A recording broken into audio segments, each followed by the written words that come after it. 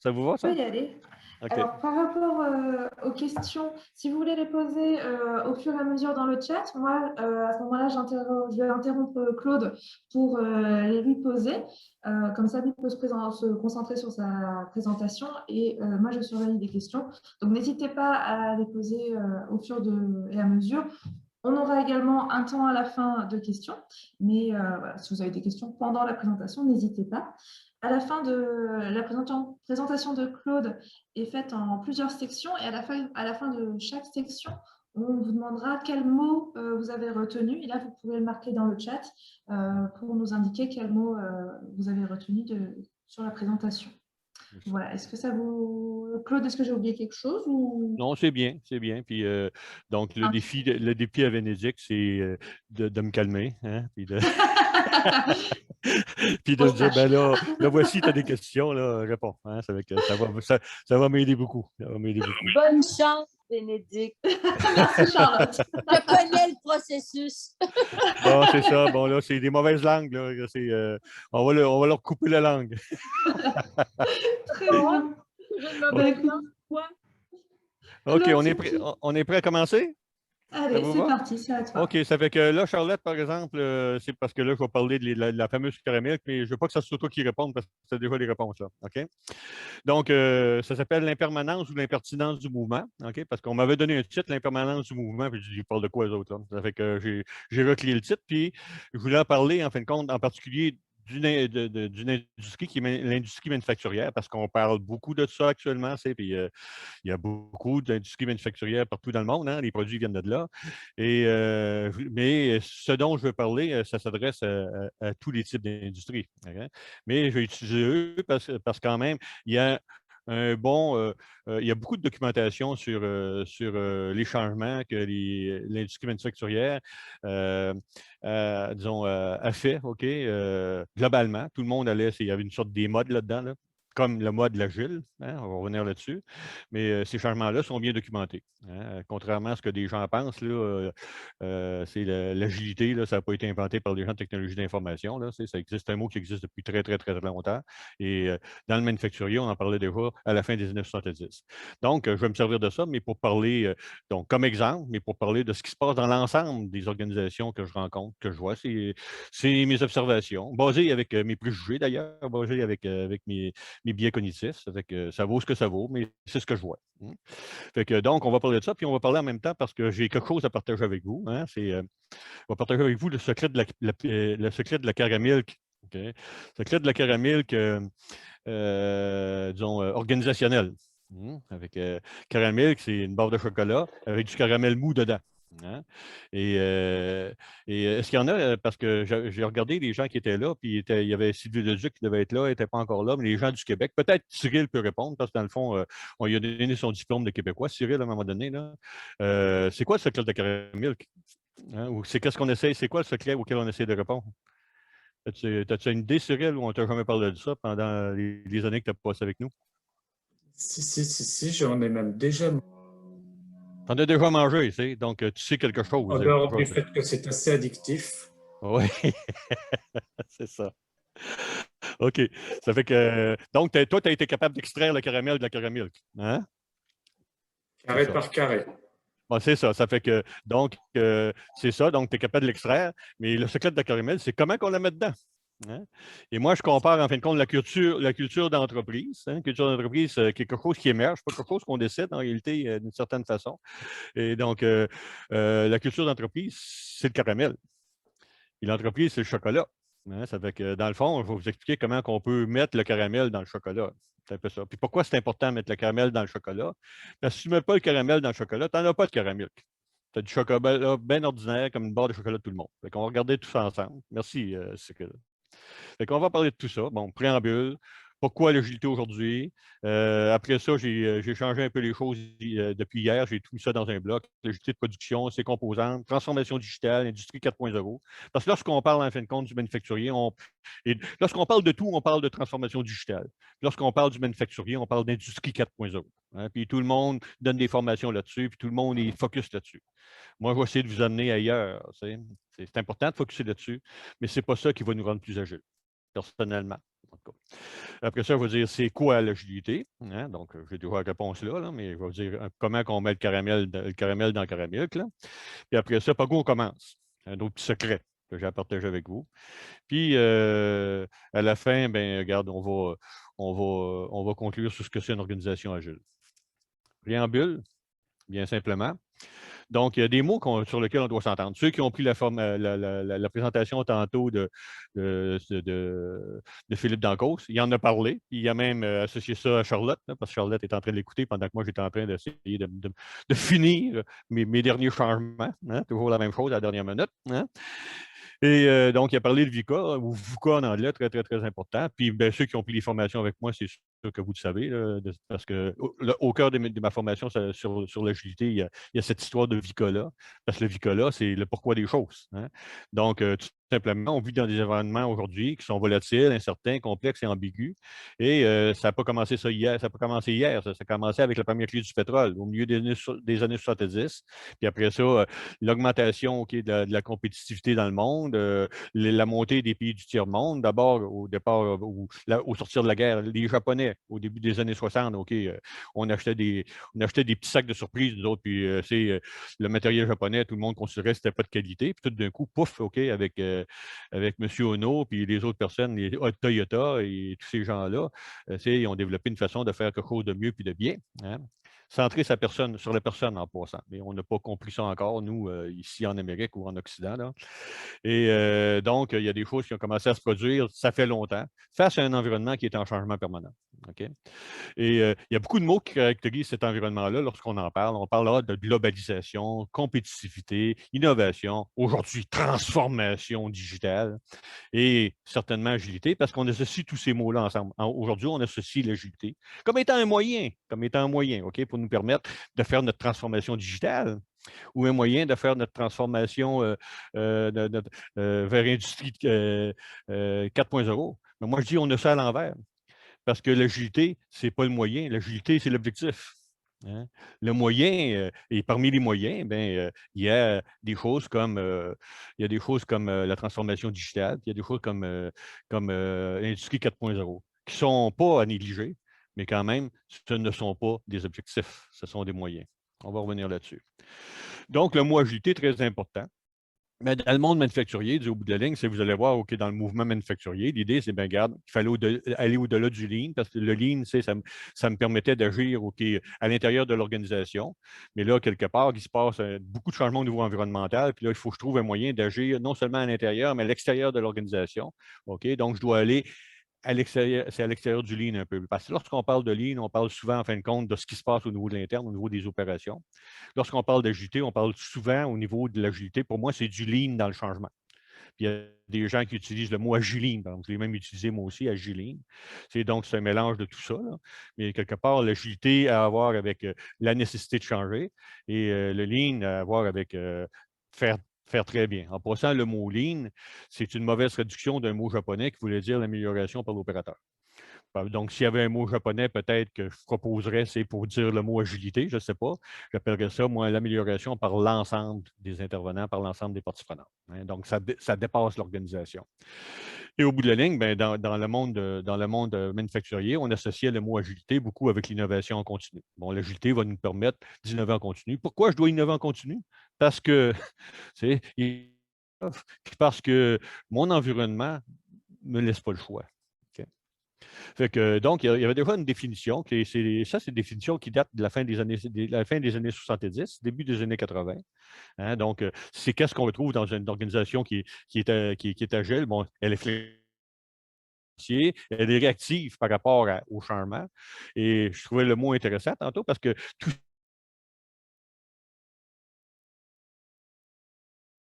de machines et techniques, il y a quelque chose qui se passe au niveau des humains lorsqu'on veut être flexible comme organisation, lorsqu'on veut se différencier, puis lorsqu'on veut être réactif. Okay? Petite vidéo. Vous n'entendez pas le son, malheureusement, là, je pense. Là, les gens dans ma formation l'ont vu. Avec ça, c'est une Galop. Disons que c'est, je ne sais pas, moi, c'est Citroën ou Renault qui court vite, là. Disons Renault Trucks. Pas qu'ils viennent de se péter la gueule. Hein? En bon québécois. Parce que le problème avec l'agilité, c'est beaucoup le laisser finir, bien, c'est sûr.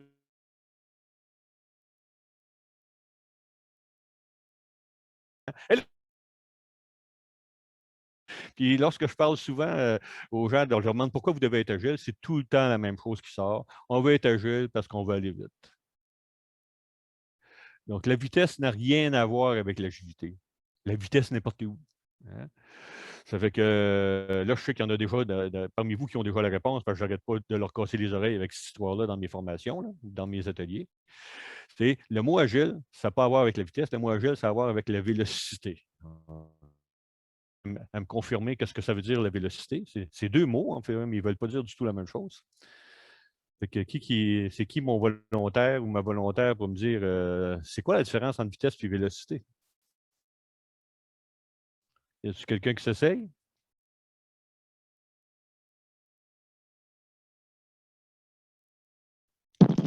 Claude, je veux bien m'essayer. On va dire que. J'allais t'inviter d'ailleurs. Euh, Vas-y. Vas-y.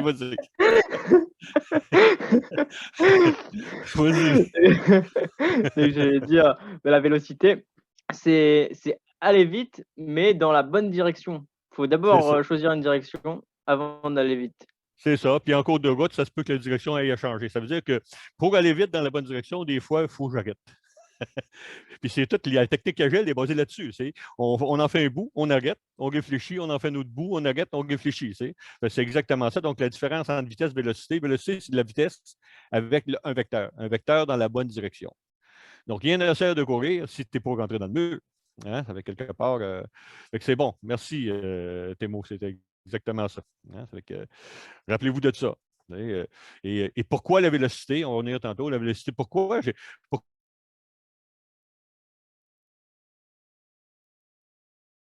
qui dit ce que je vais faire. Pas ce qui se passe dans mon entreprise, ce qui se passe dans mon marché. C'est ça qui va décider ce que je dois faire. OK? Loin avec ça? Bon, parfait. J'essaie de. OK. Donc, là-dedans, c'est face à l'agilité, il y a quelque chose qui s'appelle l'agilité organisationnelle. C'est bien simple. Il y a beaucoup de mots, beaucoup de personnes qui parlent d'agilité. Puis l'agilité organisationnelle, bien, pour moi, tout simplement, c'est simple. C'est se transformer ensemble. Se transformer ensemble. Et se transformer ensemble, bien, il y a un enjeu dans tout ça. Tu te transformes ensemble, tu ne te transformes pas juste une fois dans un environnement VICA. Tu te transformes souvent. Donc, c'est une transformation qui est en continu dans un environnement perpétuel de changement. C'est pour ça qu'on parle d'agilité aujourd'hui. On parle d'agilité parce que la transformation ensemble doit être de documents sur l'agilité organisationnelle, mais aussi qui viennent du monde du manufacturier. Bien, il y a toutes sortes d'attributs de l'agilité. Moi, c'est sûr, je lui donne un autre nom. Je l'appelle la transformagilité. Je vais revenir sur ces trois autres choses après. J'ai dit, bien, tant qu'à ça, je vais faire ma place. Moi aussi, je vais en inventer un mot. OK? Mais tout simplement, l'agilité organisationnelle, c'est l'agilité à se transformer. Et lorsqu'on regarde certains des éléments, bien, c'est sûr, la technologie est importante, je vais en parler tantôt, je ne mets pas ça de côté, la technologie. Tout ce que je dis, c'est que ce n'est pas le but. Le marché, en fin de compte, est important. Qu'est-ce qui se passe dans le marché va avoir un impact sur ma capacité à me changer, la qualité de ce que je fais, mes partenariats, l'intégration. Mais j'ai entouré des choses qui touchent pas juste au savoir-faire ou à la technologie, mais qui touchent la compétence, la construction d'équipe. Construction d'équipe, c'est bien beau être virtuel, quelque part, il faut toujours bien tailler une équipe. Le bien-être, hein, former les gens, c'est être capable de changer. Il y a un petit peu de mou dans tout ça, là. Hein, c'est un petit peu de mou dans tout ça. Ce n'est pas écrit dans un livre comment ça va se passer, cette chose-là, hein, parce que ça se passe dans la tête, dans le cœur des gens. Et donc, quelque part, c'est l'agilité organisationnelle. C'est certainement une question d'innovation technologique dans un monde en changement perpétuel, mais ce n'est pas juste une question de savoir-faire. Okay. Donc, si je regarde le préambule, puis ici, écoutez, là, j'ai dit en bas, il y avait j'ai séparé la transformabilité en 3 morceaux. Mais ce n'est pas l'ensemble des activités dans une organisation. L'organisation ne fait pas juste produire des produits ou des services. L'organisation, en fin de compte, produit des produits et des services, puis je vais vous donner une définition de l'agilité de production, mais en même temps, l'organisation, elle se gère. Elle gère autant son environnement externe, hein, qu'il n'y a rien à voir avec, c'est au bout de la ligne, donc elle gère ce changement, donc il y a de la gestion du changement par l'organisation. Il y a la gestion aussi de tous les services de support, comme les ressources humaines, les technologies d'information dans l'organisation qui donnent du support aux opérations mécaniques, peut-être, le groupe financier. Donc, quelque part, il faut gérer tout ça. Donc, je gère ma production, mais il y a d'autres choses qu'il faut que je gère à l'intérieur de tout ça. C'est l'agilité, puis c'est la gestion. Puis il faut innover, autant au niveau de il faut innover au niveau de la production, mais il faut innover aussi au niveau de notre gestion. Puis il faut innover aussi au niveau de notre commercialisation, parce que j'ai bien beau être bon à gérer ce qui se passe à l'interne, puis mes produits, puis tout le monde est content. Quelque part, il faut toujours bien que je vende ça. Quelque part, c'est une agilité, c'est aussi c'est regarder ton environnement, faire d'abord le bon produit, hein, puis ça change tout le temps, puis essayer de le vendre. Donc, quelque part, l'agilité de production est quelque part à l'intérieur de tout ça. Ça fait que je regardais la première itération, puis je vais essayer de vous monter un modèle de tout ça. Donc, quelque part, je vous parle de quelque chose de bien particulier, mais juste de s'occuper de la production dans l'organisation, ça ne nous rendra pas plus agile. C'est la même chose, en fin de compte, au contexte où l'agilité a été beaucoup associée aux technologies d'information. Pourquoi? À cause du manifeste agile, blabla, toutes ces choses-là. Là, hein? Mais moi, j'ai rencontré beaucoup d'entreprises, hein, puis au gouvernement, le ministère du Revenu au Québec, par exemple, c'est un exemple, où, en fin de compte, on s'occupait d'agilité strictement pour les projets de technologie d'information. Alors que cette agilité-là ne touche pas le reste de l'organisation. Puis cette agilité-là seule ne pourra pas permettre de créer une organisation qui est agile.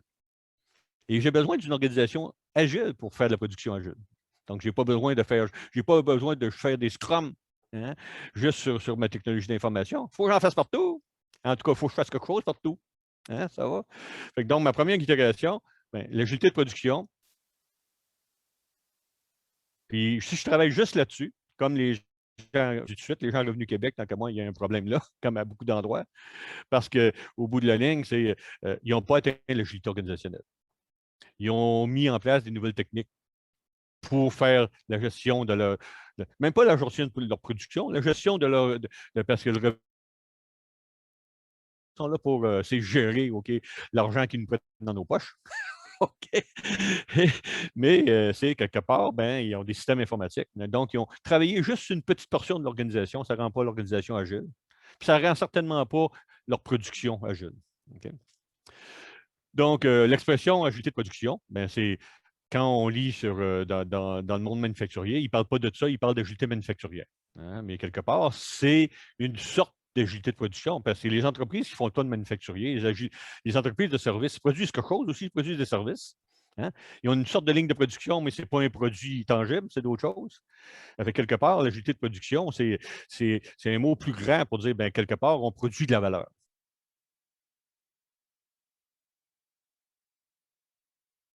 Le reste, ça sera dans l'agilité de gestion, l'agilité de commercialisation, c'est les opérations courantes et de production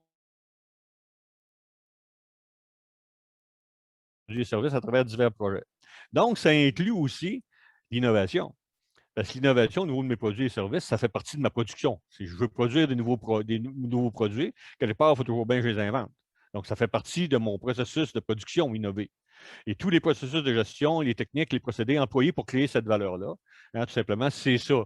C'est le domaine de la production dans une organisation. C'est le domaine de l'agilité de production. On voit qu'au niveau de. Ça va jusque-là?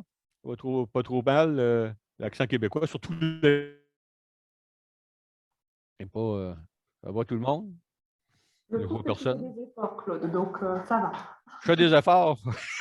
Peut-être! Peut-être que je fais des efforts. En tout cas, ça fait 60 ans que je fais des efforts. Hein?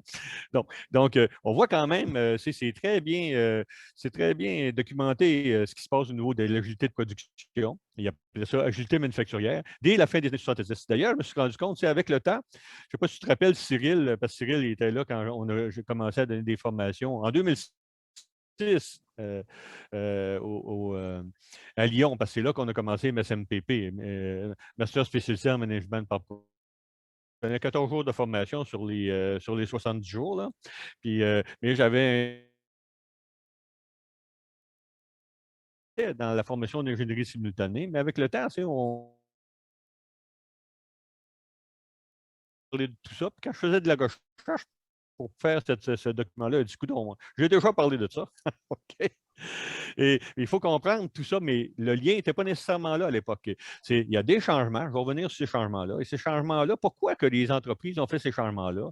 C'est tout simplement en réponse à leur environnement. Puis tantôt, je vais vous faire l'histoire du manufacturier. Là. Hein, c'est de la production de masse au manufacturing vraiment agile. Puis vous allez voir que tout ça, c'est une question d'environnement d'affaires. Donc, c'est l'environnement d'affaires qui l'a ramené à faire ce lien-là. Et peut-être, en fin de compte, on le faisait plus de façon réactive que de façon stratégique ou proactive, mais on le faisait en réaction. On le faisait parce qu'il y avait des compétiteurs qui faisaient ça. Donc, ça a été une mode. Le CAD-CAM, ça a été une mode. La qualité totale, ça a été une mode. Après ça, le juste à temps, ça a été une mode. L'ingénierie simultanée, ça a été une mode. On va revenir là-dessus parce que ça ne veut pas dire que si ça a été une mode, que ça ne marche pas, que ça ne marche plus. Je vais revenir là-dessus. Mais quelque part, ces changements-là sont strictement des changements pour répondre à ton environnement. Les environnements qui sont en changement. Un environnement qui te demande d'être véloce. À un moment donné, arrête de faire ce que tu fais, arrête de courir, puis il va falloir que tu t'installes un peu différemment. Donc, les prochaines étapes dont on parle aujourd'hui, on parle de transformation digitale, on parle d'industrie 4.0. On parle d'adoption agile, en réalité. Je vais revenir sur l'adoption versus la transformation. Parce qu'on dit, ben, dans le fond, c'est pour avoir la transformation digitale, industrie 4.0. Là, maintenant, il y a des livres. Transformation digitale agile, industrie 4.0 agile. Dans le fond, comme si l'agilité, c'était un attribut de la transformation digitale, un attribut de l'industrie 4.0. Donc, on dit, bon, parfait, il va falloir être agile l'industrie 4.0. Je vais vous revirer ça à l'envers tantôt, parce que moi, je pense que on voit les choses un petit peu à l'envers, puis c'est malheureux. Okay? Donc, pour l'instant, ça va. Il faut comprendre que l'agilité de production, c'est juste pour ramener les gens des technologies d'information à l'humilité, hein, parce que c'est bon, parfait. Est-ce qu'on peut appliquer le manifeste agile maintenant aux autres? Comme si on avait inventé le manifeste agile. On a inventé le manifeste agile pour le développement logiciel, mais pas pour le reste. D'ailleurs, à la fin, je vous enverrai un lien pour. Il y a quelqu'un, des confrères, consoeurs belges qui ont sorti le manifeste agile organisationnel. Hein. J'ai été le premier à signer ce manifeste-là, en plus. Et je vous enverrai le site, c'est très, très intéressant. Mais il dit, bon, parfait, voici, il faut parler différemment. On n'est pas en train de faire des logiciels, puis il y a des choses, c'est transcendantes qui vont au-delà du développement logiciel, qui vont au-delà du manifeste agile et surtout des 12 principes, pseudo-principes, OK, du manifeste agile. Okay. Quelque part, il faut aller un petit peu plus loin. Et donc, l'industrie manufacturière ont voulu être agile strictement au niveau de la production. Donc, sans regarder la gestion globale de l'organisation, sans regarder la commercialisation, c'est vraiment une gang d'ingénieurs, là, hein, avec une pensée d'ingénieur. Hein. On va développer, on va optimiser ce qu'on fait. Et il y a beaucoup de confusion alentour de tout ça. Hein. Puis, les mouvements sont faits plus par réactivité que par proactivité, bien souvent. Puis donc, c'est dans le flou. Puis une des confusions les plus importantes, c'est qu'on fait une confusion entre être agile et faire de l'agile. Okay? Donc, être agile, c'est une transformation. Ça devient une qualité. Puis l'adoption agile, c'est avec une lettre majuscule. En fin de compte, je vais utiliser des techniques agiles. Okay? Donc, il y a une confusion. Donc, on ne comprend pas ce que c'est l'agilité. Puis la façon qu'on met ça en place, c'est pour en support digital ou en support industrie 4.0, ou les deux ensemble, ça marche ensemble. Ben là, on ne fera pas ça en mettant en place une méthodologie ou quelque chose comme il appelle ça SAFE, c'est Scale Agile Framework. Là. Ben, pour moi, j'ai une grosse opinion négative par rapport à tout ça. Là. Mais regarde, ce n'est pas écrit dans aucun livre comment ça va se passer chez vous. Là. On ne parle pas d'adopter quelque chose à laquelle quelqu'un a pensé. Et cette personne-là a des préjugés aussi en passant, comme vous et moi, lorsqu'ils ont décidé de faire quelque chose, c'est basé sur des préjugés, c'est basé sur des biais cognitifs, ça fait garde. Et ceux qui les utilisent, ils ont leurs propres préjugés aussi. Il y a des affaires qui font leur affaire là-dedans, qui ne font pas leur affaire, ils font bien ce qu'ils veulent. Hein? C'est ça la réalité. Qu'est-ce qui se passe en fin de compte lorsqu'il y a confusion? Bien, ça, je vais laisser parler mon moi intérieur. C'est la personne qui me contrôle de l'intérieur. Un peu de misère, hein, Claude. Hein? Donc, l'agilité, c'est une qualité d'être. Hein? Ce n'est pas un exercice de faire.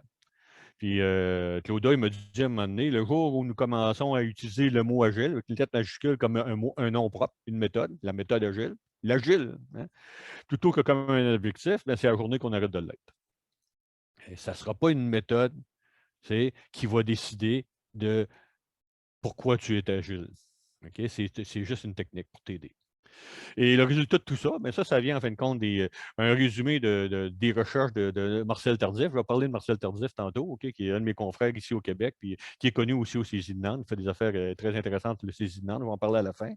Qui a dit, bon, c'est bien simple, de ce que je vois, en fin de compte, il y a 9 des organisations qui sont vraiment agiles, les autres sont fragiles. Ça veut dire quoi, fragile? Ça veut dire qu'en fin de course, là, on va avoir un gros problème. On va avoir un gros problème, ces organisations-là. C'est parce que s'ils ne sont pas capables d'être agiles, pas capables, en fin de compte, de transformer ensemble, ils vont se faire bouffer par leur environnement. Okay. Pourquoi l'agilité aujourd'hui? Je vais revenir encore un petit peu sur la question, puis aussi faire comprendre que l'agilité, ce n'est pas partout de la même façon. Puis que l'organisation a besoin d'être agile, mais a besoin de faire d'autres choses aussi. Okay? Ça aussi, il y a une erreur. Parce que lorsqu'on va dans une organisation aujourd'hui, excusez, avant d'aller là, tu devrais m'arrêter, là, Bénédicte. Hein? Parce que là, tu vas demander aux gens qu'est-ce qu'ils retiennent du premier bout. Le préambule aussi, on demande, c'est comme tu veux. Non, mais là, est-ce qu'il y a des questions? Puis aussi, tu peux m'arrêter. Pour l'instant, pas de questions. Pour l'instant, pas de questions, ça fait qu'ils sont babas ou ils n'ont rien compris. Hein, c'est ça? Je pense que là, j'aurais eu des questions, j'espère. Mais là, ce qu'on vous demande, c'est de mettre dans le chat, puis tu vas me résumer ça rapidement, de mettre dans le chat un mot ou deux mots qui résument l'élément le plus important que vous avez compris de mon préambule. On va vous laisser le temps de faire ça. Voilà. Ensuite, on recommencera également aux autres sections. C'est ça, absolument. Et on fera un nuage de mots tout à la fin. C'est ça. Fait que là, j'attends vos commentaires sur ce que vous retenez de tout ça. Là. Vélocité, forcément, Anissa. Anissa, Vélocité, certainement. OK, je te laisse aller. Ah bah, Vélocité, c'est voilà, il y a en fait le mot qu'on retient, c'est vélocité. Thémoana forcément retient Clauda. Clauda, mais c'est ça, Clauda. Ouais. On a un faible pour ce Clauda. Oui, c'est ça. C'est bon, mais regarde, c'est pas une présentation sur moi, c'est une présentation sur d'autres choses. Hein, voilà, mais est-ce que Clauda est vélo? Ça, c'est une autre question. Je suis vite, en tout cas. Voilà, c'est les mots qui ressortent là, qui sont ressortis, c'est Clauda et vélocité. D'autres commentaires, parce que c'est tous mes anciens étudiants qui ont répondu, là, ou d'anciens confrères, d'autres personnes. Qu'est-ce que vous retenez de mon premier bout de mon préambule? À part la vélocité. C'est tout pour l'instant. Ah, Claude à Vélocité. Bah oui, ça voilà. Maintenant, parfait. Les gens font des associations avec Claude et Vélocité. Des petits marioles, mais regarde, on ne changera pas le monde on changera pas le monde avec la Claude à Vélocité, c'est certain. Il faut que ça me dépasse aussi. Ça va? OK, on va aller avec ça. Bon. Là, je vais revenir encore parce que je radote. Hein, mais apparemment, selon la programmation neurolinguistique, quelqu'un qui se répète, ça a un effet hypnotique. Ça fait que je suis en train de vous hypnotiser. OK? Donc, on va revenir encore à sa question d'agilité aussi, parce que autant l'agilité de production, ce n'est pas tout l'agilité, autant l'agilité, ce n'est pas tout okay, dans une organisation. Okay? C'est une qualité. Il y a d'autres qualités de l'organisation qui sont importantes. Hein? Bon, il faut juste que j'aille ici. Bon, parfait. Ça fait que il y a deux mondes, en fin de compte. Puis il y a ce monde-là qui s'appelle deux hypothèses. Okay? À un moment donné, quand j'allais en France, je présentais les deux hypothèses, puis je leur demandais aux gens, pour laquelle votez-vous? Hein? Puis même la première hypothèse, l'hypothèse du monde sur un lac tranquille, j'appelais ça le monde cartésien ou le monde newtonien. Donc là, les Français étaient un peu pris parce que les Français sont cartésiens. Ils sont beaucoup plus que ça. Mais dans le fond, je faisais exprès pour faire lever les mains. Mais ça ne sert à rien de lever les mains. C'est parce qu'il y a ce monde-là qui est un monde tranquille. La stabilité, c'est la norme. Les prévisions précises sont possibles. L'important, c'est de maintenir un certain cap, puis plus de rigueur, plus de contrôle va nous permettre, en fin de compte, de réussir. Hein? Donc, ça, c'est un monde où, regarde, fais ce que je te demande. Hein? Et j'appelle ça un peu, si ce n'est pas le patron qui dit fais ce que je te demande, mais ça va être peut-être le SOP, c'est Standard Operating Procedures. Donc, quelque part, là, je suis dans le monde des opérations. Et c'est archi important, la stabilité. Hein, je vais revenir à la fin là-dessus. Donc, tu as bien beau vouloir être agile, mais si tu ne peux pas être agile dans le chaos quelque part, puis tu ne peux pas produire dans le chaos, tu produis quelque part parce que tu as stabilisé tes opérations. Même si le produit n'arrête pas de changer dans le monde, tu as stabilisé tes opérations. Je vais revenir un petit peu là-dessus, j'ai un exemple là-dessus. Là. Mais quand même, donc, business as usual, oui, On parle de nouvelles, nouvelles normes aujourd'hui, mais business as usual, avoir de la stabilité comme norme dans une organisation, c'est archi important. Mais quand le monde autour de toi n'arrête pas de changer, ben, il y a des petits enjeux, je vais revenir là-dessus. Mais donc, une entreprise, au niveau des opérations, doit avoir des opérations qui sont stabilisées. Hein. Sans ça, tu n'es pas capable de gérer tes opérations. L'autre monde, c'est parce que, regardez, ce n'est pas gentil, parce que ce que je dis au début, ce que nous aimerions, puis ce que nous avons. Mais en réalité, on a les deux. Là. À l'intérieur de l'entreprise, on a quelque chose qu'on doit stabiliser. Puis à l'extérieur de l'entreprise, mais aussi à l'intérieur, parce qu'on a des nouveaux individus dans l'entreprise. Il y a 4 générations en même temps là, dans l'entreprise qui n'ont pas les mêmes valeurs, les mêmes attentes, qui n'ont pas les mêmes enjeux. Hein? Les gens qui sont sur le bord de la retraite, leur enjeu, c'est quand est-ce que je prends ma retraite. Les gens qui sont des très jeunes, ils disent ben moi, je vais-tu survivre au changement climatique? Là. Hein?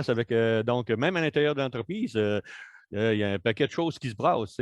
Donc, ton environnement VICA, là, il n'est pas juste à l'extérieur, il est à l'intérieur. Pourquoi? Parce que tes employés aussi réagissent à l'environnement VICA. Okay? Donc, le changement à l'environnement, le changement est la norme. L'incertitude, la complexité, regarde, j'ai de la misère à prendre des décisions. Hein? Ça fait que maintenir le cap dans ce cas-là, on est mieux de vérifier au fur et à mesure parce que je vais prendre le bord, parce que peut-être que je n'ai plus le cap. Il faut saisir des opportunités en cours de route. Ça fait que ce n'est pas juste quelque part. Si je peux saisir une opportunité, si je peux changer de direction, c'est peut-être pertinent. On va revenir à sa pertinence tantôt. Puis en réalité, ce qui va me faire réussir, c'est la flexibilité. Hein. Puis c'est très important le mot flexibilité. Si je reviens aux ouvrages de Marcel Tardif, lui, il y a un livre sur les définitions en management, puis il fait une différence entre flexibilité, agilité et adaptabilité. Parce que les gens utilisent les 3 mots de façon confuse. Hein. Mais si tu ne peux pas être agile si tu n'es pas flexible. Donc, une organisation qui n'est pas flexible est incapable, en fin de compte, de bouger ensemble. Donc, la condition pour être agile, c'est la flexibilité, être capable d'être flexible. Après ça, tu vas pouvoir bouger ensemble.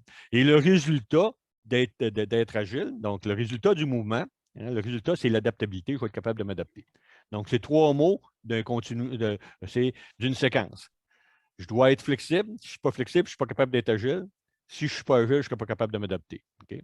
Donc, ce monde-là, c'est avec surtout des mondes dans nos organisations, c'est très, très, très complexe, très incertain. L'intelligence collective devient très, très importante à ce niveau-là. Puis j'espère que les gens qui travaillent pour moi savent ce qu'ils font, parce que moi, je ne le sais pas. Puis j'espère que ça leur tente. Je vais revenir là-dessus. J'espère que ça leur tente. Okay? Donc, mais en réalité, on a les 2 mondes à la fois là.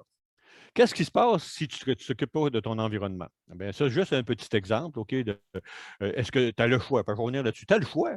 Ultimement, tu as le choix. Actuellement, il y a 9 des entreprises qui ont vraiment choisi de façon cohérente, de façon consciente d'être agiles. Les 91 autres sont entre 2 chaises. Ils n'ont pas encore fait le choix. Entre 2 chaises, je ne sais pas si c'est une expression utilisée en France, là, mais tout simplement, ils ont tout simplement pas encore fait le choix. Ou peut-être qu'ils sont incapables de faire le choix parce qu'il y a une question générationnelle là-dedans. Peut-être qu'il faut attendre un changement de la garde pour pouvoir faire le choix. Là. Hein? Ça fait que donc, si tu ne fais pas le choix d'être innovant, ben, c'est le monde autour de toi l'est de toute façon. Là, on regarde, c'est juste un exemple. Le nombre de brevets qui sont acceptés aux États-Unis, qui viennent de partout dans le monde pour protéger ta propriété intellectuelle, OK, dans des nouveaux gadgets que tu veux vendre aux États-Unis. Hein? Donc, dans les années 50, il y en avait à peu près 100 000 par année, nouveaux brevets. Puis en 2013, on était rendu à 1 100 000 par année. Là, en même temps, on est peut-être rendu à 2 millions, 3 millions, 4 millions, je ne sais pas. Mais là-dedans, là, il y a quelque chose. Hein? Donc, une innovation de rupture qui va probablement, c'est si toi, tu ne réagis pas à toi, ou si ce n'est pas toi qui l'as sorti, puis cette innovation de rupture-là devient la tendance forte, la première chose que tu vas savoir, toi, tu vas mourir. On a tous commencé dans notre garage, puis il y a des grosses organisations. Hein? Mais il y a une organisation qui est dans son garage qui va te sortir peut-être demain matin. Vous savez, Amazon, en 2014, là, il n'était même pas dans les 15 premiers. Là, il n'était même pas là. Aujourd'hui, il est le maître du monde. Hein? Puis il sort beaucoup de personnes de la business. Fait que les gens qui ne font pas attention, ça existe depuis tout le temps. Donc, qu'est-ce qui arrive à la grande majorité du 91 qui est fragile? Hein? Il leur arrive ça. Pour ceux qui ne sont pas nécessairement familiers avec le Fortune 500, Fortune 500, c'est sur une liste que le magazine américain Fortune, probablement qu'il y a une version française, fait chaque année. Chaque année, voici les 500 plus grosses, plus performantes, plus extraordinaires, plus excellentes organisations dans le monde. Mais avec le temps, lorsqu'on regarde la liste, Hein? Puis depuis le début des années 80, c'est encore pire, en fin de compte. C'est de plus en plus, ça descend. Là. Regardez, en 1995, là, on parle de 500 à 250. Vous voyez, la courbe, là, c'est à quelle vitesse, en fin de compte, qu'on passe, qu'il y a la moitié des entreprises qui sont absorbées par d'autres ou qui disparaissent, tout simplement. Bien, c'est dans les années 50, ça prenait 25 ans, là. Donc jusqu'en 1975, avant que la moitié de ces gens-là qui disparaissent. Hein? Tom Peters, au début des années 80, quand il a écrit avec je ne sais plus trop qui, là, In Search of Excellence, mais sa liste qu'il y avait là, aujourd'hui, est loin d'être pertinente. Puis si, en fin de compte, tu as commencé à être dans le Fortune 500 en 1995, en dedans de 15 ans ou 12 ans, en dedans de 12 ans, tu n'es plus là. Hein? Puis c'est encore pire aujourd'hui. Donc, tu changes ou tu meurs. Tout aussi simple que ça. Okay. Donc, quelque part, on regarde ça, c'est donc le changement aujourd'hui, transformation digitale, adoption agile. C'est pas ça le changement. C'est pas ça le changement. C'est sur flexibilité, okay, agilité, adaptabilité. Toutes ces choses-là, c'était pour s'adapter. Mais est-ce que j'étais vraiment flexible? Est-ce que j'étais vraiment agile? Je ne sais pas. Parce que moi, je vais vous mettre un X là-dessus. Hein? C'est qu'au-delà, ça, ce sont des moyens. Transformation digitale, ce n'est pas ça le but de l'organisation face à un changement, un environnement de changement permanent. Ce sont des moyens. Ça. Tout ça, ce sont des moyens. Hein, de quelque chose de plus grand. Transformer les humains vers une nouvelle culture, des nouvelles valeurs, des nouveaux comportements. Puis pourquoi c'est cette nouvelle culture-là? Je reviens ici, là. Hein? C'est parce que la façon de gérer les changements, qu'on charrie un peu partout maintenant. Hein? Je sais qu'il y en a d'entre vous qui sont familiers avec ça. Je sais que les gens qui donnent la gestion sur la formation sur la gestion de changement à Nantes, ils parlent de d'autres choses parce que mes étudiants me l'ont confirmé. Mais je demanderais à quelqu'un de me dire, ceux qui sont familiers avec ce modèle-là, parce que moi, je me rappelle en 1999, quand je suis allé en France pour aller voir des entreprises qui étaient en changement permanent, le consultant qui s'occupait de nous, il nous expliquait en fin de compte le changement, puis il utilisait le modèle de Kubler-Ross. Est-ce qu'il y a quelqu'un qui peut me dire c'est quoi le modèle de Kubler-Ross? La courbe du deuil. La courbe du deuil. Ça fait que là, dans le dit, en fin de compte, donc ce qu'on dit, bon, c'est lorsque tu. Merci beaucoup, Cyril. OK? Puis d'ailleurs, à l'époque, je ne sais pas si tu te rappelles, c'est un séminaire itinéraire. J'étais allé voir. On avait des partenaires français, là, c'est à Aix-en-Provence. Puis j'étais allé. Oui. OK, puis c'était ça. Puis là, c'était la courbe du deuil, la courbe du deuil, la courbe du deuil. Donc la culture, la racine normale, tant qu'à moi, de se rendre compte que, regarde, tu n'arrêtes pas de changer. Puis il y a 91% des organisations qui n'ont pas encore compris ça, là. Hein? Donc, le changement, c'est mauvais. Le changement, c'est un rejet du présent. Le changement, ça fait mal. Mais là, quand tu es dans un environnement changement permanent, est-ce que tu vas être en deuil tout le temps? Donc, tu as une nouvelle culture, quelque part, qui dit, ben regarde, face à cette culture-là, là, arrête d'être en deuil. Tu ne changeras pas le monde tout seul. Tu peux influencer ton environnement, hein, mais tu es juste une goutte dans l'océan. T'es mieux de regarder comment ça se passe, t'es mieux de comprendre comment ça se passe, t'es mieux d'être là avant tout le monde. Ça veut dire que le changement permanent devient important. J'ai un petit exemple justement qui vient de cette. Je suis rendu quelle heure ici? Je veux pas. Je suis correct, je suis toujours. Il nous reste une demi-heure, Claude. On n'est pas pire. On n'est pas pire. Juste pour vous expliquer un peu, parce que j'ai appris beaucoup de choses, moi, pas ici au Québec ou ailleurs. Il y a des gens qui me demandaient à un moment donné, pourquoi tu donnes des formations en France en gestion de projet? Est-ce que vous êtes les meilleurs au monde? Il y en a qui pensent ça, là. Moi, la seule raison pourquoi je suis venu en France et je donne des formations, c'est une question d'opportunité. OK. L'opportunité s'est présentée. Hein? Ça me fait bien plaisir. Mais il y a d'excellentes entreprises françaises, OK, au niveau de l'agilité. Puis il y a des entreprises québécoises, canadiennes puis nord-américaines qui sont vraiment pourries. Hein? Donc, ça n'a rien à voir avec les pays, ça a à voir avec une posture au niveau des individus, ça. OK? Ça fait que, quelque part, le Kubler-Ross, il faut que tu fasses une barre là-dessus partout. OK? Ça fait que c'est important, ça. Je vais revenir là-dessus. Maintenant, je vais regarder, juste pour vous dire que c'est vraiment l'environnement qui fait que le manufacturier a changé. Puis, dans leur mouvement vers plus d'agilité, c'est tout le temps des thèmes. Le thème agile vient à cause du maudit mot qui se promène partout là, depuis le début des années 2000. Comme le terme transformation digitale, puis comme le terme industrie 4.0, c'est des modes là, actuellement. Donc, si on regarde l'histoire du manufacturier, le voyage qu'ils ont fait, traditionnel, accent sur l'offre. Donc, c'est sûr qu'au début, à la fin du 19e siècle, début du 20e siècle, ben, tu avais Henry Ford qui était là, puis il dit, c'est pas bien compliqué. Il dit, moi, j'ai fait la formule T, hein, donc, je vous offre une automobile. Vous pouvez l'avoir de la couleur que vous voulez, mais elle va être noire. Donc, je te permets de penser comme tu voudras, mais il y a juste moi qui en fais. Puis moi, j'ai fait noir. Tu vas avoir un char, tu vas avoir une automobile, tu vas en acheter une noire, puis c'est fini là. Hein. Donc, avec le temps, donc, quelque part, il était dans un environnement où il y avait un monopole. Hein. Donc, l'accent était sur là, je l'offre, puis si tu es intéressé, bien, voici comment ça fonctionne. Dans le fond, tu es là pour vendre des inventaires. Tu as déjà d'avance, tu vends des inventaires. Avec le temps, le lean, ben là, il a commencé à avoir du monde. Il y a eu d'autres personnes là, qui ont dit, ben, tu n'es pas juste là, Ford, il y a d'autres personnes. Hein. Puis quand même aussi, vous voulez vendre les inventaires, mais souvent, quand tu rentres dans un marché, le premier, c'est peut-être lui qui coûte le plus cher, en fin de compte, mais il y a l'avantage de l'innovation. C'est lui qui a les plus grandes marges de profit. Moi, j'ai déjà rencontré des entreprises dans des formations que je donnais, disent, nous, on ne veut pas être premier, on va être deuxième ou troisième, on va copier le premier. Et plus qu'il y a des gens qui rentrent dans ton marché, qui te copient, à toute fin pratique, légalement ou illégalement, mais plus ça devient une bataille de coûts. Hein? À moins que tu renouvelles ton produit, mais là, tu as des choses similaires, des MeToo, puis ils le vendent moins cher. Fait que là, avec le temps, le lean, mais ça, c'est la compréhension des Américains, puis aussi des Européens après. Le lean, on a mis beaucoup l'accent sur le coût. Hein? Couper la non-valeur. Mais l'idée de ça, on va couper d'un coup. Hein? Couper d'un coup parce que c'est le coût qui drive le marché maintenant. Hein? Pas nécessairement la qualité, c'est le coût qui drive le marché. Alors que les Japonais, le mot lean, c'est amélioration par l'opérateur. Donc, c'est d'abord une amélioration au niveau de la qualité. Et l'amélioration de la qualité, hein, si j'arrête d'avoir des rejets, va avoir un impact sur le coût en passant. Mais nous, on l'a vu, ben, on coupe des coûts. Donc, le lean, on l'a mal compris en passant. Mais quand même, qu'est-ce qui a forcé ça? Des nouveaux compétiteurs dans l'environnement. Hein, qui étaient aussi fous de toi, mais au moins, tu es capable de couper des coûts. Couper moins cher, coûter un petit peu moins cher que toi. Tournez peut-être les coins ronds. Là. Là, on sait qu'une Mercedes et une Lada, ce n'est pas la même affaire. Okay? Après ça, ben là, c'est non seulement, en fin de compte, le coût devient important, c'est de plus en plus vite. Hein, parce que là, on s'aperçoit, c'est les marchés, les renouvellements des produits sont de plus en plus importants parce qu'il y a de plus en plus de compétiteurs, de plus en plus de produits. Hein. Puis les cycles de vie, aussi, on a bâti de l'obsolescence dans nos produits. Hein. On a fait exprès de bâtir. Après 3 ans, c'est ma RCA Victor, ma télévision, après 3 ans et un jour, hein, pouf! Elle a arrêté. OK, ça fait que donc, et à partir de là, ben, il y a des nouveaux produits qui se développent en même temps. Donc, c'est qui le premier qui est sur le marché avant tout le monde? Qui répond aux besoins du marché ou la nouvelle tendance du marché avant tout le monde? Donc, l'ingénierie simultanée est devenue très, très, très importante. Okay? Puis après ça, maintenant, ben, c'est plus l'ingénierie simultanée, c'est parce que là, c'est moi, en fin de compte, qui répondais avec mon produit, avec mes inventaires, OK, dans un monde, en fin de compte, qui était un petit peu réactif à ce que j'avais à proposer. Mais là, aujourd'hui, en fin de compte, c'est l'accent sur la demande. L'agilité, c'est l'environnement me conditionne. Mon marché, mes clients me conditionnent.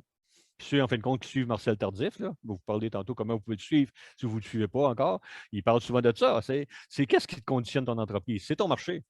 Hein? C'est ton marché.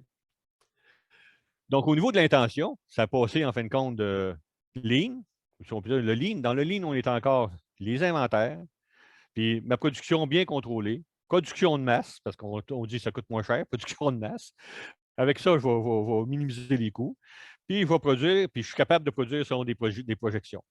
L'agile, en fin de compte, ou dans le monde de l'agile, mon environnement aujourd'hui me dit depuis le début des années 80, et ça devient de pire en pire, mais regarde, c'est pas ça que je veux. Est-ce que tu peux me faire un custom fit? De plus en plus. Hein? Donc, les produits sont faits à la demande. Ça fait fais bien attention avec ton inventaire. Tu peux avoir des modules. Comme Dell Computer, il y a des modules, mais ils montent la patente au fur et à mesure des besoins des gens. Ça fait que, ils ne te vendent pas quelque chose de tout fait. Ils essaient de répondre à la demande. C'est la demande qui tire maintenant. C'est plus l'offre qui pousse. Grande variété. Le service devient de plus en plus important. Vous savez, c'est faire un train, par exemple. Bombardier faisait un train, puis il vendait le train, puis bonjour tout le monde. Mais faire un train, disons que ça coûte 2 milliards, le projet de faire un nouveau train, mais maintenir ce train-là en vie, ça coûte 6 fois plus cher, donc 12 milliards. Donc, avec le temps, il y a de la business à donner non seulement du produit, mais à fournir le service. Il y a 6 fois plus d'argent dans le service sur le produit que dans le produit. Ça fait quelque part, les gens disaient, bon, parfait, il va falloir que je m'approche, donc maximiser ma proximité avec le client. Ça se peut que le client te laisse rentrer dans son organisation pour l'aider, en fin de compte, à maintenir, à prévenir ses déficits d'entretien. Quelque part, il faut qu'il ait confiance en toi. Donc, c'est le client maintenant. La proximité du client vient très importante. Vous vous rappelez, quand j'ai fait la définition d'agilité tantôt, il y avait le premier mot qui ferait tous les autres. Le mot, c'était proximité. Hein? hein. Il faut que tu sois très près de ton client. Le relationnel devient plus important que le transactionnel. De toute façon, le transactionnel, tout le monde va faire de la même façon tantôt, une fois qu'on a la transformation numérique. Tout le monde va être capable de faire des transactions de la même façon. Tout ce qui va nous différencier des uns des autres, c'est le relationnel. Le relationnel, c'est la culture, hein. Donc, derrière tout ça, c'est sûr que le e-manufacturing, c'est un moyen. Mais ça, c'est des réactions à un environnement en changement permanent. Comment on le fait maintenant, c'est d'autres choses. Donc, ça, je ne vous lirai pas tout ça, mais ce que dit ce monsieur-là, qui est un grand spécialiste, l'agile manufacturing, hein, où c'est la capacité de prospérer, entre autres choses, dans un environnement où les changements imprévisibles sont là et sont la constante. Donc, le manufacturing agile, là, hein, tu n'arrêtes pas de changer. L'exemple que j'avais, c'est chez Arcelor, OK? Mittal. Mittal Arcelor. Okay? J'ai visité, moi, en 1999, l'usine de Mittal Arcelor à, voyons, Seigneur, dans le coin de Marseille, là. Fort quelque chose, là. Okay? C'est extraordinaire parce que cette entreprise-là, c'était une entreprise qui travaille peut-être encore dans ce domaine-là, mais son marché, c'était les aciers spécialisés de haute technologie. Donc, ça veut dire qu'il répondait vraiment, c'est pas eux qui décidaient, voici en fin de compte ce que je développe, puis achète ça.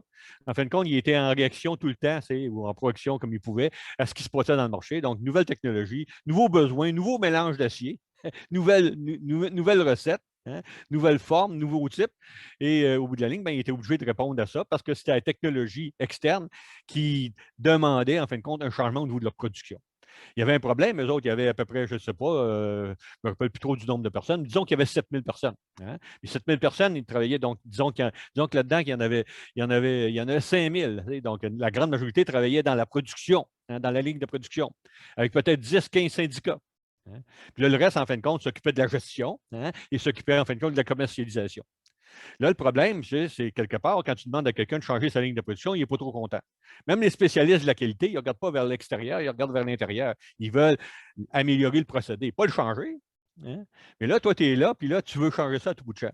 Leur cycle, en fin de compte, de changement est à peu près de 2 mois. Donc, à chaque 2 mois, au maximum, ils devaient changer leur produit, donc ce qu'ils produisaient.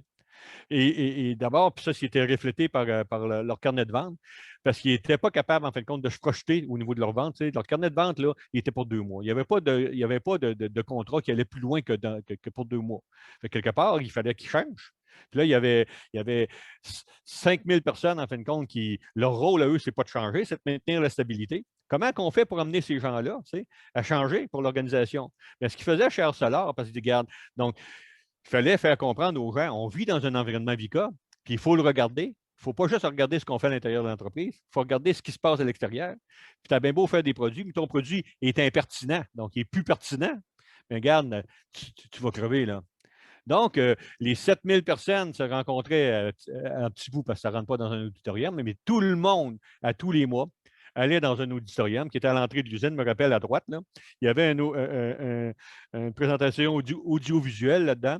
Puis ce qu'il expliquait aux gens, c'est voici, en fin de compte, il était complètement transparent. L'agilité, pas de transparence, ça ne marche pas. Au moins, fais confiance à tes employés. Okay? En passant, les Allemands sont très transparents parce que les employés, les syndicats siègent chez le conseil d'administration. Ça veut dire qu'il n'y a pas de cachette. Okay? Donc, quelque part, on est là, on travaille ensemble pour aller chercher le marché. Donc, une fois par mois, ils présentaient aux employés les chiffres de l'entreprise au complet. Ils présentaient, en fin de compte, les tendances au niveau des produits, qu'est-ce qui se passait avec leurs ventes, puis on voyait que les ventes diminuaient. C'est quoi les nouveaux produits des compétiteurs? Puis là, à la fin, il dit, bon, parfait, voici ce qu'on doit faire pour rester en vie.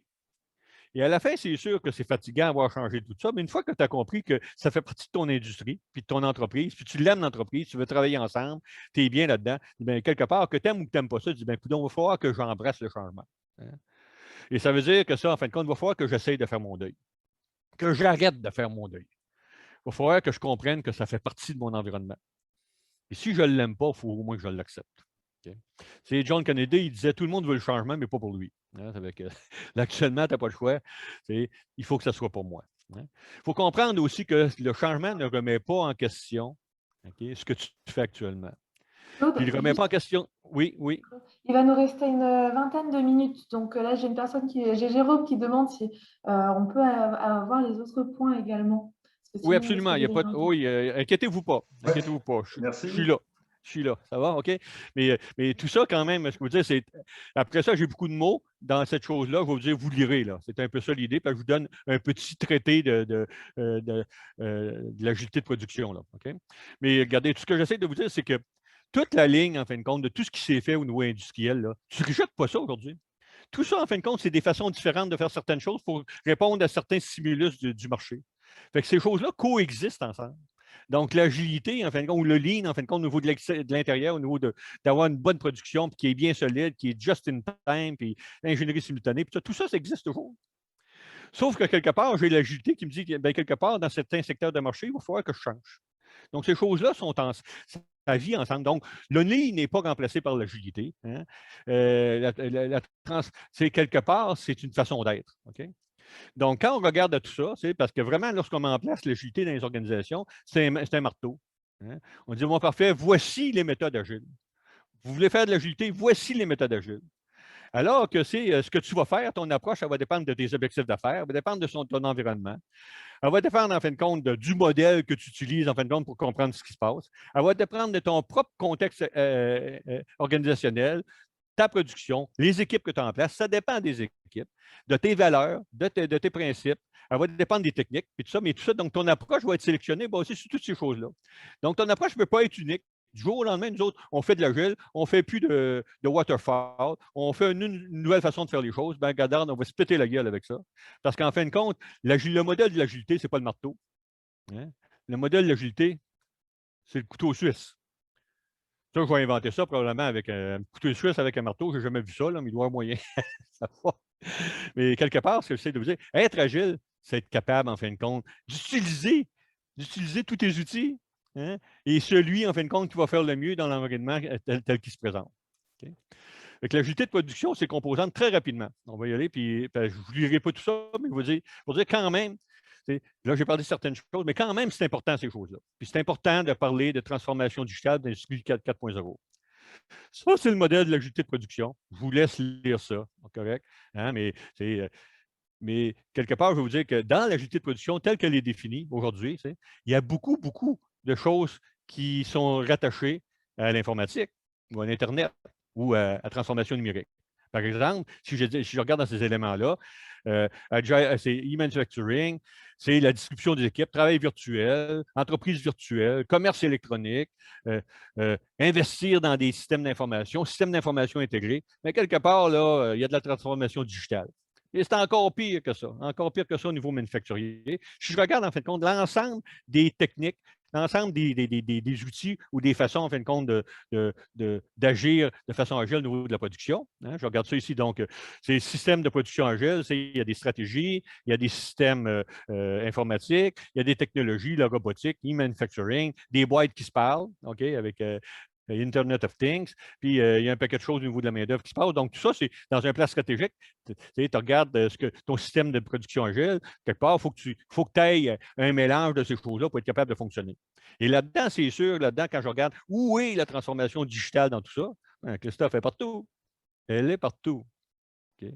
Là, maintenant, si je dis, bon, parfait, y a-t-il un lien de transformation digitale et Industrie 4.0? Bien, Industrie 4.0 appelle la transformation digitale. Donc, si je regarde ici, juste en partant, j'essaie de faire itération numéro 2.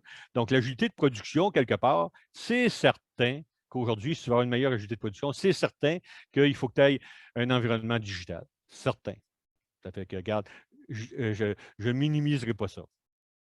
Maintenant, Industrie 4.0, hein, là, justement, si vous voulez avoir ces documents-là, ben, faites comme moi, là, tapez dans Google Industrie 4.0, l'usine connectée, vous allez trouver le document de Jumelec. C'est tous des documents qui sont disponibles ça, c'est un document français pour les Français. Donc, il explique c'est quoi, eux autres, à la française, l'Industrie 4.0. Très, très bon document. Mais l'industrie, ça, c'est des choses qui viennent des images des documents québécois. On dit, bon, parfait. Voici, en fin de compte, on a passé, c'est Industrie 1, Industrie 2, Industrie 3, Industrie 4. Mais nous autres, on est rendu ici Industrie 4. Hein? L'Industrie 4, hein, c'est l'Internet des objets, Internet of Things, ce qu'on appelle The Smart Factory. Okay? Ça veut dire que les boîtes se parlent tout seuls. Tu n'as pas besoin de leur parler. Puis beaucoup de virtualisation, des machines sociales. toute la production virtuelle. Mais quelque part, on parle en fin de compte de la cyberindustrie, des cybersystèmes. Fait que, au cœur de l'industrie 4.0. Donc, ce n'est pas la transformation digitale qui est appelée industrie 4.0, c'est l'industrie 4.0 dit, regarde, je ne peux pas avoir une industrie 4.0 si je n'ai pas de transformation digitale. Mais pour moi, ces deux choses-là, c'est pas transformation digitale répond à l'industrie 4.0. Transformation digitale et industrie 4.0, donc comment je vais l'utiliser, répond à un autre impératif. Fait que si je regarde ici aussi, selon un rapport de McKinsey, juste aller au site, voir le rapport. Donc, qu'est-ce qui va faire aujourd'hui qu'on va augmenter notre productivité? Quand je regarde, est-ce qu'il y a de la transformation digitale associée à tout ça, dans tous les éléments, que ce soit l'augmentation de la productivité à travers de l'automation, hein, que ce soit en fin de compte la réduction du temps machine, que ce soit en fin de compte la réduction des coûts de maintenance, que ce soit la pénétration du marché, que ce soit en fin de compte un meilleur forecasting. Hein, tout ça, en fin de compte, ça se fait avec l'aide du big data, entre autres, puis ça se fait avec l'aide des technologies d'information. Ça regarde Industrie 4.0, transformation digitale, c'est l'ensemble. Tu n'as pas le choix. Ce sont des moyens nécessaires pour pouvoir, en fin de compte, compétitionner aujourd'hui. Hein. Il y a beaucoup de choses là-dessus. Ça, c'est les documents du Québec. Vous pouvez trouver les documents en France aussi. Hein. Je vais vous en donner d'autres tantôt. Au Québec, puis fort probablement qu'en France, ça s'est fait aussi, je l'espère. Il y a une entreprise, en fin de compte, des 4 entreprises québécoises, l'Université de Montréal, 2 firmes de consultants, puis Souci International, une entreprise qui fait des chenilles pour remplacer les roues sur les matériels agricoles, des choses comme ça. Et ils ont le marché international, mais ils ont décidé de mettre ensemble un groupe qui allait être qui allait aider tout le monde au Québec de compétitionner ensemble à l'extérieur du Québec, des entreprises qui travaillent au niveau de l'international. On va s'entraider. Moi, j'ai travaillé là-dessus, en fin de compte, lorsque les entreprises européennes et asiatiques ont essayé de mettre une nouvelle technologie de téléphone cellulaire en Europe, pas en Europe, au Canada, mais ils se sont tous mis ensemble. Donc, moi, je travaillais pour un consortium de Microcell. Là-dedans, il y avait Research in Motion, hein, qui est le Blueberry. Là-dedans, puis d'ailleurs, Cyril a travaillé là-dessus aussi. Il y avait aussi Ericsson, il y avait Nortel Telecom, il y avait Nokia, peut-être des compétiteurs.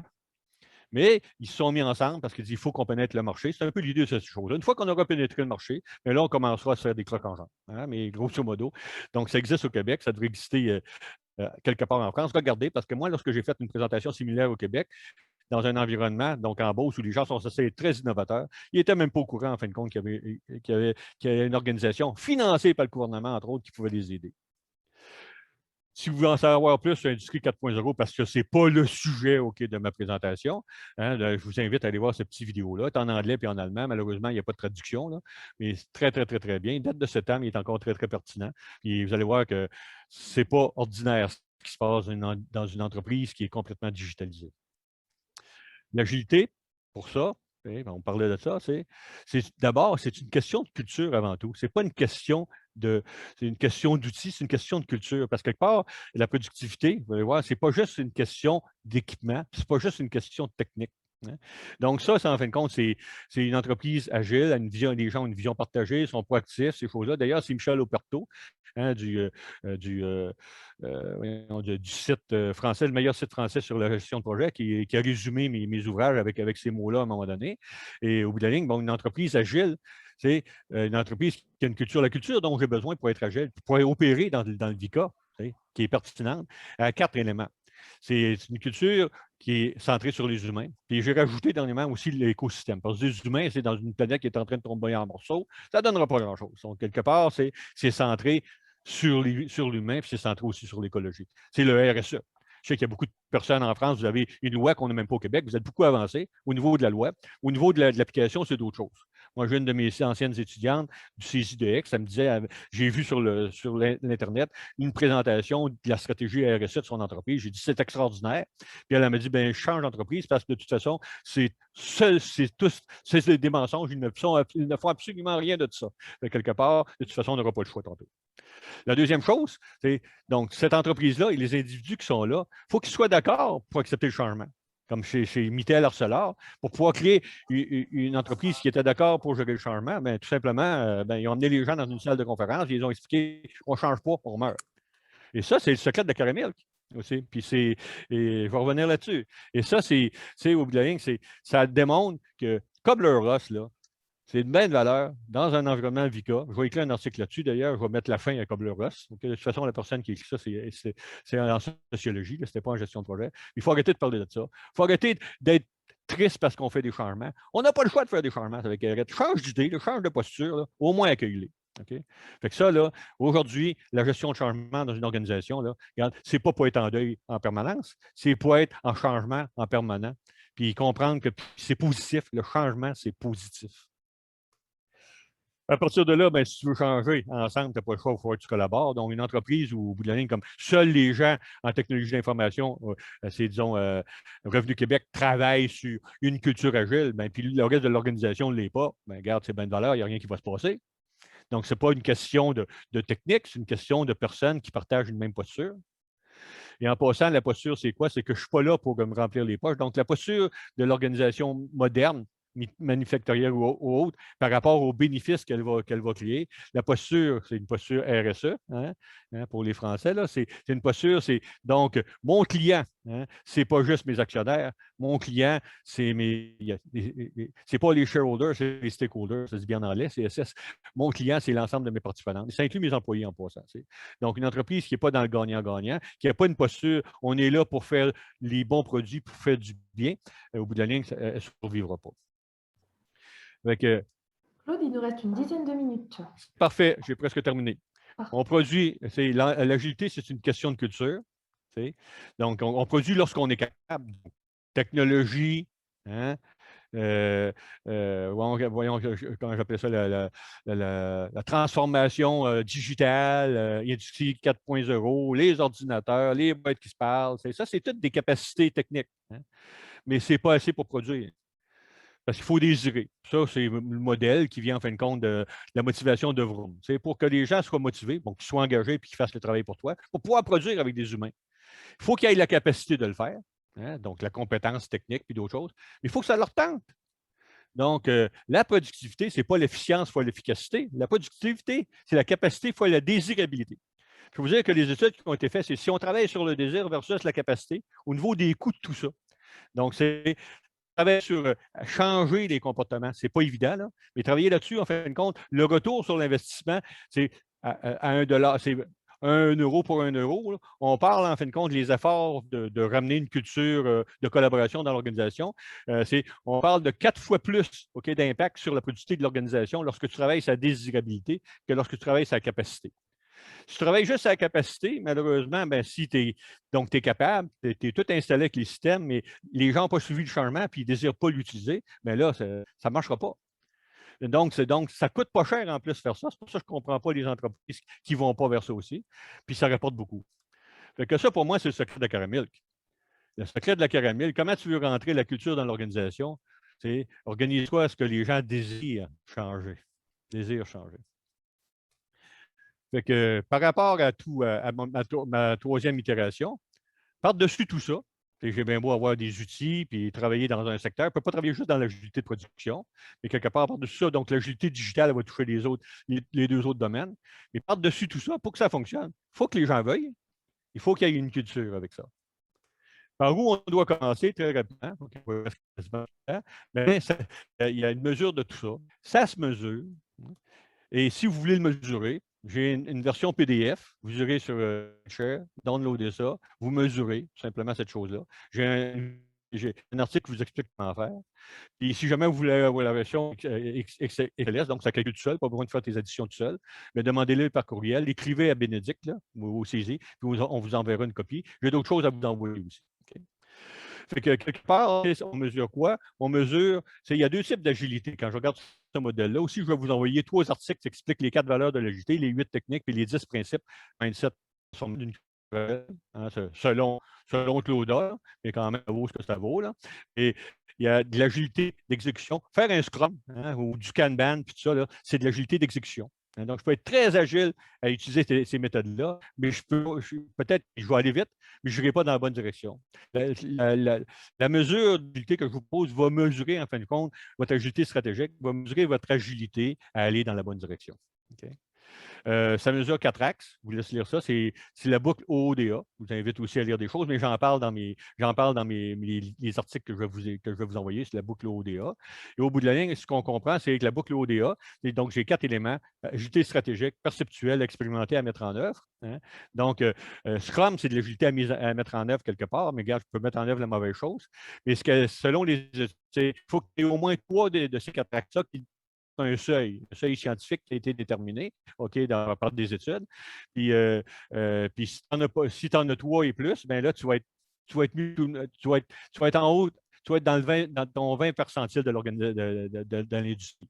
Par contre, ce qui dit, si la mise en œuvre ne fait pas partie des 3 que tu as, ou des 4 que tu as, ça ne fonctionnera pas. Fait que c'est bien beau tout ça. C'est bien beau penser, puis avoir une stratégie agile, des beaux mots, beaucoup d'organisations. On a le mindset agile, mais si tu n'es pas capable d'agir de façon agile, donc en changeant tout le temps, tout le monde ensemble, tu n'auras pas de réussite. Fait que l'action est importante dans l'agilité. L'action, j'ai des mesures d'organisation, parce que j'ai mesuré ces choses-là en organisation. J'ai un article, malheureusement en anglais, j'ai écrit ça pour Kotter Consortium aux États-Unis. Là-dedans, je vous explique comment utiliser ça. Je vous explique par où commencer, avec le secret de la caramel qui est là aussi. Hein. Comment on met la culture dans l'organisation. Ma conclusion, bien simple, il me reste 6 minutes. Hein, bon, l'agilité organisationnelle, c'est sûr que ça travaille dans plusieurs secteurs, autant au niveau de la production qu'au niveau du support à la production, au niveau de la commercialisation. Okay? L'environnement digital, je ne remets pas ça en question, c'est archi important. La culture agile, en fin de compte, ne permettra pas de faire marcher ça. Parce que si on n'a pas le désir de faire marcher toutes ces choses-là, ça ne donne rien. On ne règle pas ça avec de la technique. La nouvelle normale est basée, on le dit de plus en plus, c'est basé sur l'empathie, basé sur l'ouverture sur l'autre, c'est basé sur la collaboration et le travail d'équipe. Et l'agilité est basée sur le travail d'équipe. Être agile, c'est bouger ensemble. On ne peut pas bouger ensemble si les gens ne sont pas intéressés. Ce que d'autres personnes en disent, parce que ce n'est pas juste Claude qui parle de ça. Peter Drucker, il disait, la culture mange la stratégie sur son petit déjeuner. Il dit, regarde, si tu n'as pas de culture, là, ta stratégie ne vaut pas grand-chose. Donc, quelque part, au cœur de ton organisation, c'est la culture. En plus, ça donne quelque chose de plus, la culture. Ça donne un avantage compétitif que personne ne peut copier. Tout le monde peut copier ton produit. Mais ce qui va faire ta force aujourd'hui, une fois que tout le monde va être bon à faire des transactions, tout le monde est équipé, tout le monde est à l'industrie 4.0. Ceux-là qui vont réussir, ce n'est pas ceux-là qui font les meilleures transactions. On fait toutes les meilleures transactions. Ceux qui vont réussir, c'est ceux qui ont une culture une culture proximité client, une culture proximité employé, une culture centrée sur l'humain. Il y a beaucoup de choses écrites là-dessus, donc des références techniques. Regardez, vous avez juste à taper greffe, l'agilité dans l'entreprise. Il ne parle pas beaucoup d'humains là-dessus en passant. Là. Donc l'agilité type technique, hein, donc l'adaptation agile. Tous ces documents-là, vous pouvez les trouver sur l'Internet. Il y a beaucoup d'informations sur le technique. Encore plus d'informations sur le technique, autant au Québec qu'en France. Chose très intéressante sur l'Europe, entre autres. Très intéressant. Par contre, il n'y a pas grand-chose sur l'humain. Hein? Donc, les références culturelles, je vous en propose 2. Tout ce qui est écrit par McKinsey. McKinsey définissent l'agilité en fonction de la stabilité. Donc, c'est les deux font partie de la chose. Je dois à la fois être stable et agile. Il y a à peu près la seule entreprise actuellement, d'après moi, c'est de consultants qui présentent des choses par rapport à tout ça, très, très intéressant. Donc, vous partez avec ça. How to Create Agile Organization, McKinsey. Vous trouvez un paquet de choses intéressantes. Ils ont vraiment une compréhension de la transformation agile. Et aussi, un livre gratuit en français, 95 pages. Hein, je lis ça dans une soirée.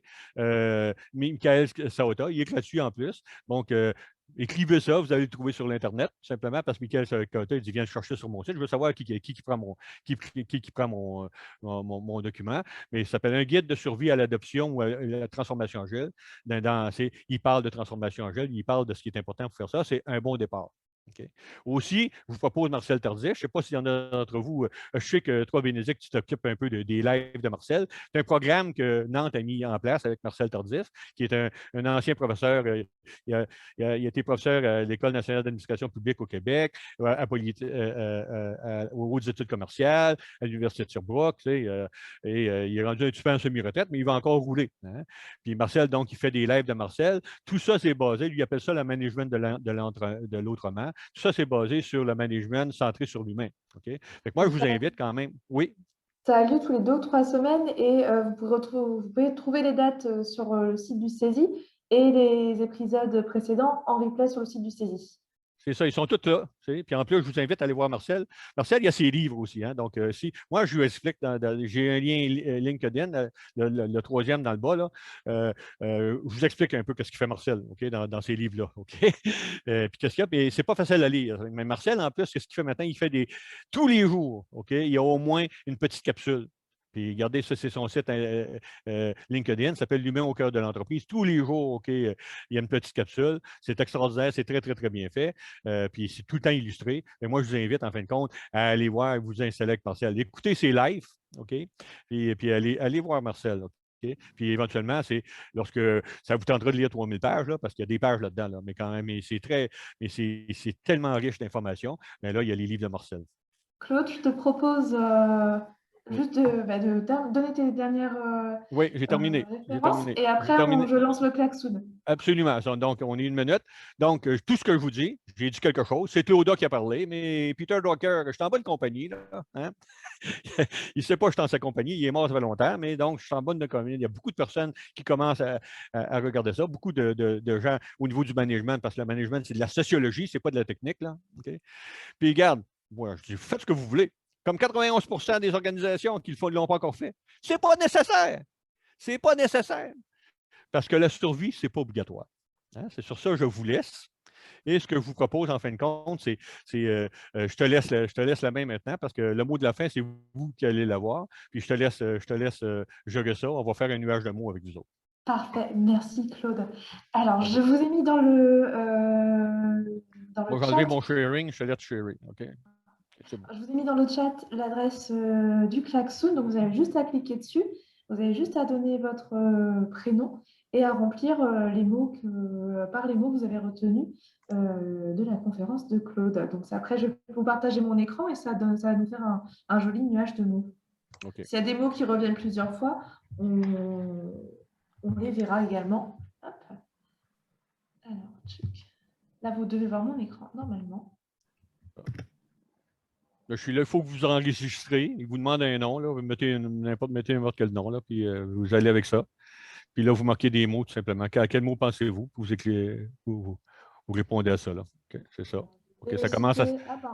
on l'a comme ça. Vélocité, flexibilité qui revient. C'est ça, ça commence à se former. C'est intéressant parce que normalement, tout ça, ça va faire un nuage de mots. En tout cas, c'est correct. Et là, il ne le fait pas en nuage. Donc, il nous le donne comme ça. Hop. Okay, on va le voir.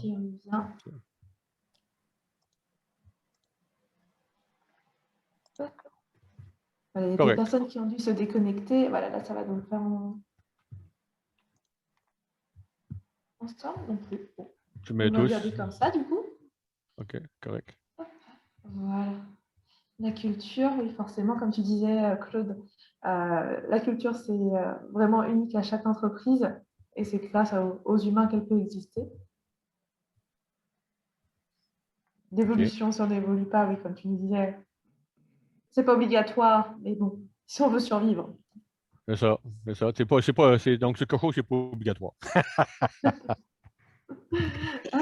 Alors, je vais repasser sur le chat, voir si on a des questions peut-être. Hop, vivre. Oui, bah ça, c'est vraiment... Ah, c'est intéressant, vivre. Ben, c'est sûr, hein, parce que c'est quoi vivre? Hein? C'est cheminer en cheminant. Hein? La vie, c'est ça. La vie, c'est un changement permanent. On va y aller dans le sens de la vie. Autre chose, ça va? La vie, c'est au-delà de la survie, c'est ça. Absolument. Ben, merci beaucoup. C'est ça la différence, je pense. Merci beaucoup, Charlotte Ada. Hop, voilà. N'hésitez pas à faire vivre ce klaxon encore dans la... Quand vous voudrez, parce que c'est vous qui avez le dernier mot, c'est ça le dernier mot. Là. Ouais. Voilà. Moi, je vous remercie parce que Claude et Bénédicte, je trouve que c'était très dense hein, pour 1 heure. Oui, c'est certain. Très, très dense, mais en même temps, j'ai fait des petites captures d'écran et je reviendrai tranquillement sur le sujet. Ben, on va vous envoyer tout, Jérôme. Hein, on va vous envoyer une copie de tout ça. Là. Okay. Ok. Moi, je vous remercie parce que on sent que vous faites vivre votre présentation et donc c'est intéressant.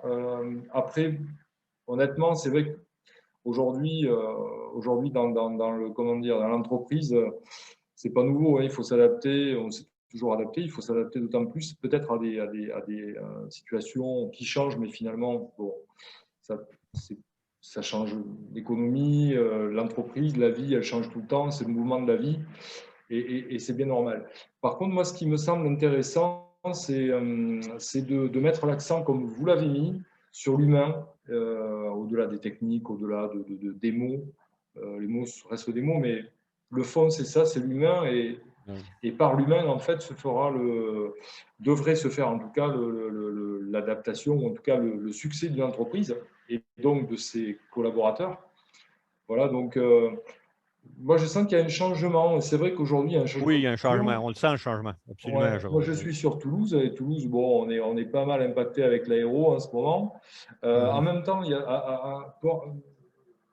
c'est peut-être un mal pour un bien, dans un sens où, je vais faire court, hein, mais il y avait peut-être une monoculture, la culture de la monopensée sur Toulouse depuis un moment. Et c'est vrai que ce Covid, ces changements font qu'il y a beaucoup de remises en question aujourd'hui. Donc, du coup, c'est peut-être intéressant pour vous, hein, justement, d'intervenir auprès des entreprises, comme le saisit. Et ça, c'est le bon côté des choses. C'est-à-dire qu'on va peut-être se rendre compte qu'il faut revenir à l'humain, essayer de changer le mode de pensée. La culture, ce sera peut-être plus long, je pense. Oui, on parle de. C'est un mouvement, c'est un changement révolutionnaire. Mais il est évolutif. Donc, avoir vraiment une nouvelle culture, là, on parle d'années. Mais par contre, ça ne t'empêche pas, en fait, compte, de progresser tranquillement, de progresser petit morceau par petit morceau. Oui, ouais. Mais non, mais c'est intéressant. C'est intéressant. Le seul petit bémol pour moi sur ce thème d'agilité, c'est que c'est un peu flou en fait. Il y a beaucoup de termes, il y a beaucoup de concepts. Mais voilà, mais ça c'est un peu normal. Ça veut dire que c'est un peu dans l'air du temps. Et c'est vrai qu'on se rend compte qu'il y a un changement de paradigme aujourd'hui dans la façon un peu d'aborder les comportements d'entreprise, les organisations. Et je pense que c'est bien, et c'est vraiment un retour à l'humain, j'ai l'impression. Donc voilà. Et c'est nécessaire aussi, Jérôme, c'est nécessaire aussi pour la suite des choses. Hein. En réalité, pour moi, l'humain, c'est la dernière frontière. Hein. Les technologies, on a tout ce qu'il faut, là, mais quelque part, on a mis les hommes sur la Lune en moins de 10 ans, puis on n'avait même pas de technologie. Là. Qui a réalisé ça? Hein? C'est les hommes et les femmes. Hein? C'est ça. Donc, merci beaucoup. Merci de tes commentaires. Merci de tes commentaires. Okay. Et justement, Jérôme, je continue sur votre lancée en disant que je pense qu'on est de plus en plus nombreux aussi à vouloir remettre l'humain au centre. Donc, on est dans la bonne voie. Et au moins, si j'ai donné le goût aux gens de mordre dans une caramilk, il faut juste en trouver une. Ça, c'est le prochain. Alors, tu ramènes une caisse quand tu reviens, Claude. Ah oui, on va essayer ça. Ben oui, mais c'est sucré, hein? C'est terrible. Hein? C'est ça. Okay. Est-ce que vous avez d'autres questions peut-être? Ou des commentaires? Des commentaires. Des commentaires. Sinon, c'est bon pour vous, c'est bon pour nous également. Parfait. Merci. Merci, Vincent, aussi ceux qui sont encore là. Merci à tous les autres qui étaient là d'ailleurs. Merci Thémo. Hein? Puis, je vois ici. Tu as la salle derrière. Oui. J'espère que vous avez eu du plaisir.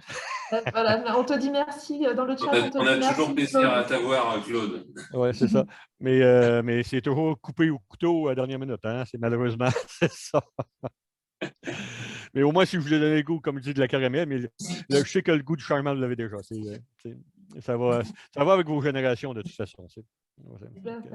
Ça fait plaisir d'être avec vous. Puis, merci beaucoup, Bénédicte. Hein, merci à toi, Claude. Pas facile à gérer, le bonhomme. Hein? Non, mais t'as tenu. Je suis contente. OK, merci. Merci bien tout le monde. Tu as des gentils messages de remerciements dans la barre de chat. Puis on va leur monter un kit, comme je te disais, là, on va leur envoyer demain les